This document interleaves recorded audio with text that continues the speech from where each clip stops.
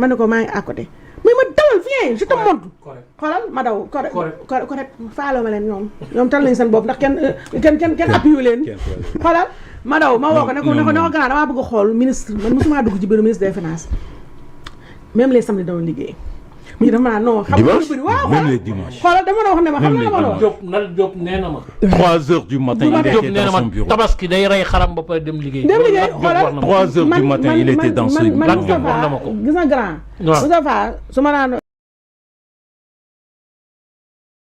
sama ko dafa ma xam nga yow da nga bëri bruit mu naa ma non yow bàyyi samedi matin gars yi di nelaw nga ñëw naan si café sama dara dem 9h kenn fa ne mu xool bu ñëwee ministre des finances ko nee mel mu ne ma nii la mel affaire yooyu xoolal bu ñëwee ubbi nag te wax yëpp chiffre la ubbi man nga gannaaw lan mooy ay emprunt ay affaire yooyu chiffres yi mais xool mu tegal et il est lay expliquer ngay gis bët yi di tàkk nga xam ni kii il est passionné bëgg Sénégal c'est un passionné ak bëgg yi mu bëgg Sénégal ba pare téléphone am du arrêté xool ku ko mu jël nag ku ko mu jël allo waaw non attends je te mets en rapport avec lui je te mets en rapport ak nangam mais ñii nag Sénégal yu baax yooyu.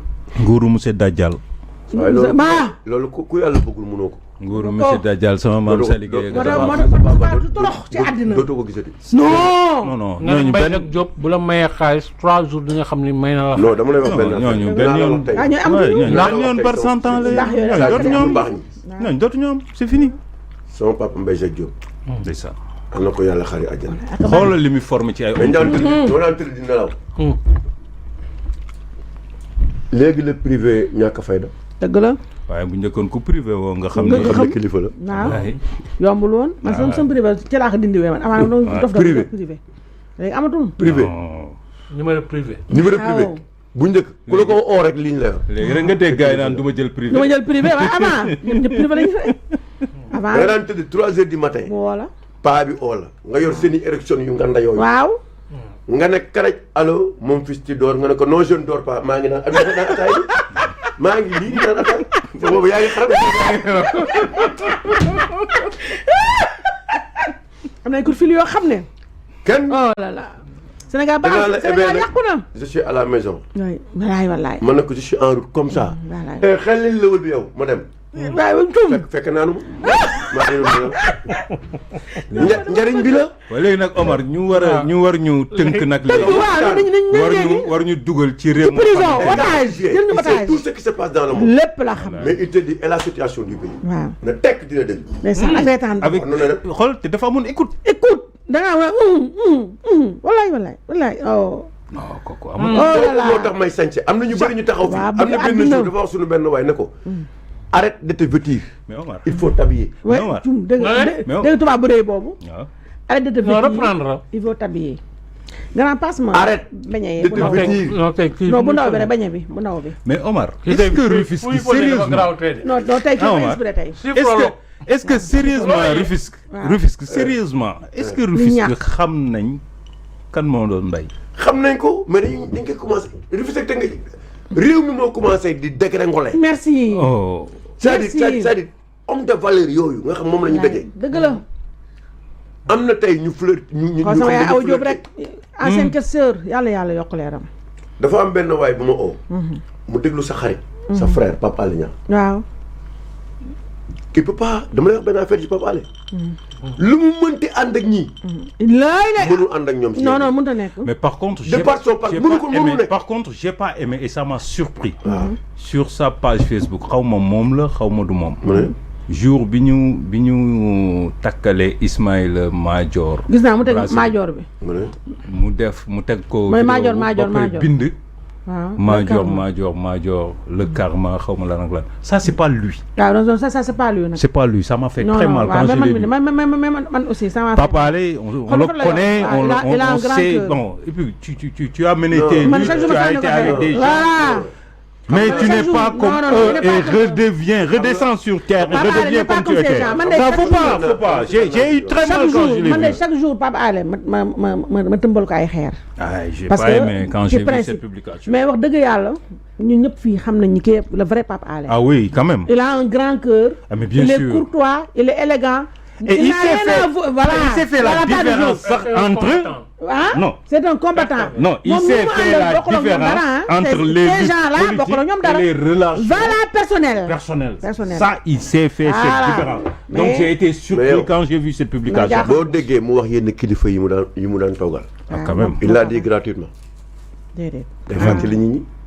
dégg naa la dégg naa fi nga waxee. mais ñii dañ ko fekk ci yoonam. J'ai toujours été avec de grands hommes. non waaw Omar. dëgg la nag. Omar gis nga cet événement de Pastef là. dafa am ay nit ñoo xamante ni Pastef da leen créé. de A à Z. ñoo xamante ni lépp lu ñu doon ci seen àdduna. Pastef a tax. mais Pape Alé Pastef daf ko fekk ci yoonam. non dafa contribuer ñoom à leur création. c'est moom dafa nekk ci yoonu mbañam. moom dafa fekk ci yoonu mbañam di bañ. mu nekk ci yoonam di bañ. bañ ko ci Ablaye Wade. pendant ce temps les gens de Pastef étaient au contraire à côté de Wade. non da ko bañ ci régime PS. mu bañ ko ci régime PS.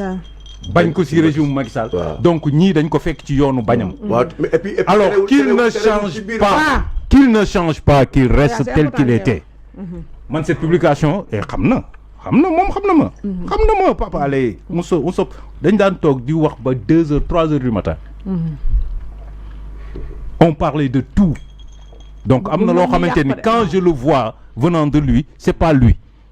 na dellu fa mu nekkoon. keroog ba ma ko déggee mu ni ci dafa am ku ma ko yónnee ma dégg ko mu ni ci plateau sax la doon wax seen RTS boobu ma dégg ko muy ñaawlu ñii emprisonnement yu bëri yu muy def. moom Pape Alé de. waaw parce que xam na. voilà te mu ni. c'est un témoin de l'histoire. mu ni il sait ce que ça va faire. et puis te Pape Alé ñun ñi nga xam ne ay déggkat lañu ay fekkekat lañu Pape Alé boo ko déggee keroog dafa ci la annoncé ne sax day reprendre live am yi. dina def live voilà mu ni dina may benn live ba dégg ko mu ni keroog dafa am sama benn xarit kilifa bu mag ci réew mi bu ma ko yónnee na ma déglu sa mag ji ma déglu ko attentivement mu ni emprisonnement à outrance yi gars yi di def baaxul. mënul baax mu fàttali boppam kaaw moom daañu ne moom nekk na combien d'années sous contrôle judiciaire mu ni moom li mu gëm mooy nee nañu reddition des comptes waaye ku joxe caution nañ la bàyyi nga dem. xam nga loolu xam nga kooku c'est le vrai Pape Alé. bien sûr ba pare te loolu mu wax noonu yëpp alerte la ci ñii ndax Pape Alé ku dégg la moo tax ma ni li nga wax sànq à ta suite. non moom Pape Alé comme ni ma wax rek ñii ils ont déconstruit beaucoup de choses waaye ku oyof bopp. ñu yàq sa àddina.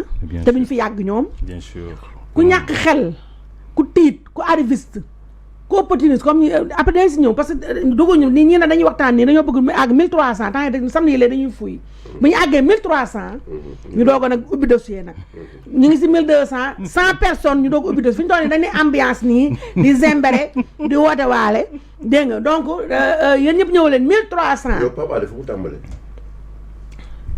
dama lay bàyyi nga ñëw ci Pape Alé xam Pape Alé man ba moo ma njëkk a commencé.